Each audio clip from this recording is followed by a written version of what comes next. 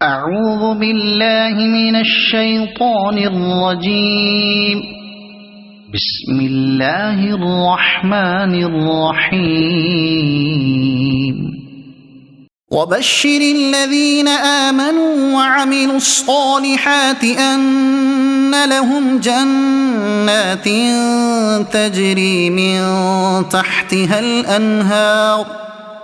كلما رزقوا منها من ثمرة رزقا قالوا هذا الذي رزقنا من قبل وأتوا به متشابها وَلَهُمْ فِيهَا أَزْوَاجٌ مُطَهَّرَةٌ وَهُمْ فِيهَا خَالِدُونَ۔ اور ان لوگوں کو خوشخبری وہ جو ایمان لائے اور انہوں نے اچھے عمل کیے کہ ان کے لیے ایسے باغات ہیں جن کے نیچے نہریں بہہ رہی ہیں۔ جب انہیں ان باغوں میں سے کوئی پھل کھانے کو دیا جائے گا تو کہیں گے یہ تو وہی رزق ہے جو ہمیں پہلے دیا گیا تھا، حالانکہ انہیں ملتا جلتا پھل پہلے دیا گیا تھا۔ اور ان جنتیوں کے لیے ان باغوں میں پاکیزہ بیویاں ہوں گی اور وہ ان باغوں میں ہمیشہ رہیں گے۔ اللہ تعالیٰ کی سنت یہ ہے کہ قرآن میں ترہیب یعنی ڈرانے کے ساتھ ترغیب بھی ذکر فرماتا ہے،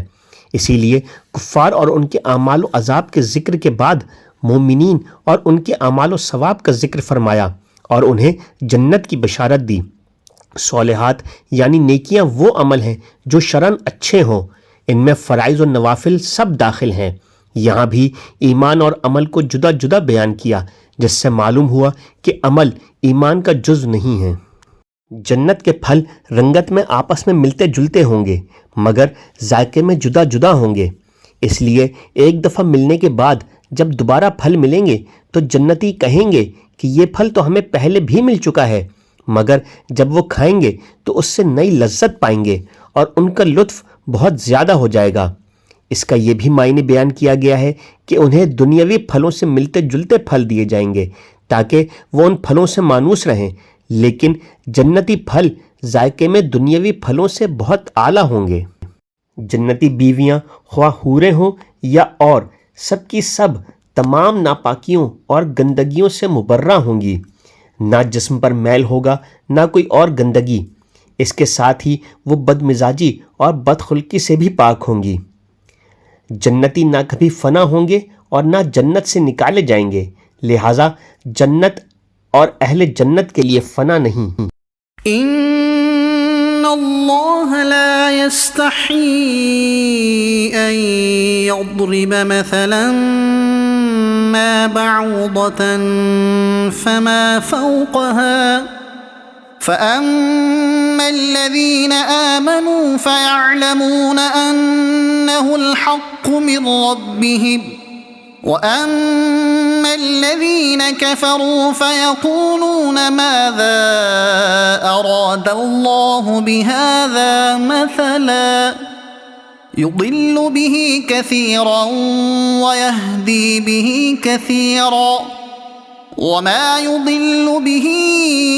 إلا الفاسقين۔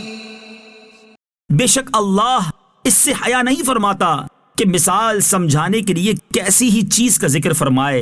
مچھر ہو یا اس سے بڑھ کر۔ بہرحال ایمان والے تو جانتے ہیں کہ یہ ان کے رب کی طرف سے حق ہے، اور رہے کافر تو وہ کہتے ہیں اس مثال سے اللہ کی مراد کیا ہے؟ اللہ بہت سے لوگوں کو اس کے ذریعے گمراہ کرتا ہے اور بہت سے لوگوں کو ہدایت عطا فرماتا ہے،